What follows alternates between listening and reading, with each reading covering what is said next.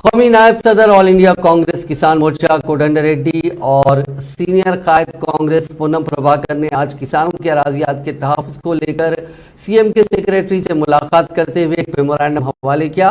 बाद कोदंडरेड्डी और पूनम प्रभाकर ने मीडिया से बात करते हुए बताया कि धरानी पोर्टल के नाम पर हुकूमत किसानों के अराजियात को हासिल कर रही है। कायदी ने बताया कि कांग्रेस पार्टी इब्तिदा से ही धरानी पोर्टल की मुखालिफत महज इसलिए कर रही थी कि उन्हें खदशा था कि हुकूमत धरानी पोर्टल के नाम पर किसानों और गरीबों से उनकी अराजियात छीन लेगी।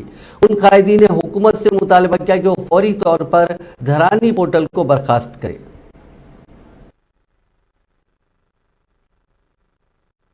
प्रदेश में ये टीआरएस सरकार आने के बाद, अलहदा तेलंगाना होने के बाद बहुत बड़ा इशू तेलंगाना में ज़मीनों का इशू।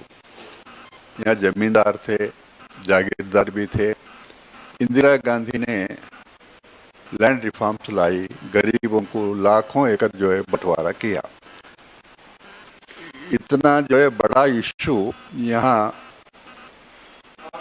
केसीआर चीफ मिनिस्टर ने 2017 दिसंबर को एक अनाउंसमेंट किया कि सारे ज़मीन को जो है सर्वे करके पूरा अधिकार पट्टा पासबुक किताब देंगे। लेकिन 2018 इलेक्शंस आ रहे हैं बोल के 18 में खुद ही कुछ लोगों को पट्टेदार किताब जो है बंटवारा किए। 18 से लेके आज तक लाखों किसान, वो भी छोटा किसान, उनको अभी तक किताब नहीं मिला। धरनी ऐसा नाम, धरनी इतना जो है गलत वो पोर्टल है जिसमें वो धरनी का जिम्मेदारी कहाँ दिए, एक फिलिपियन कंपनी को दिए, बाहर के लोगों को।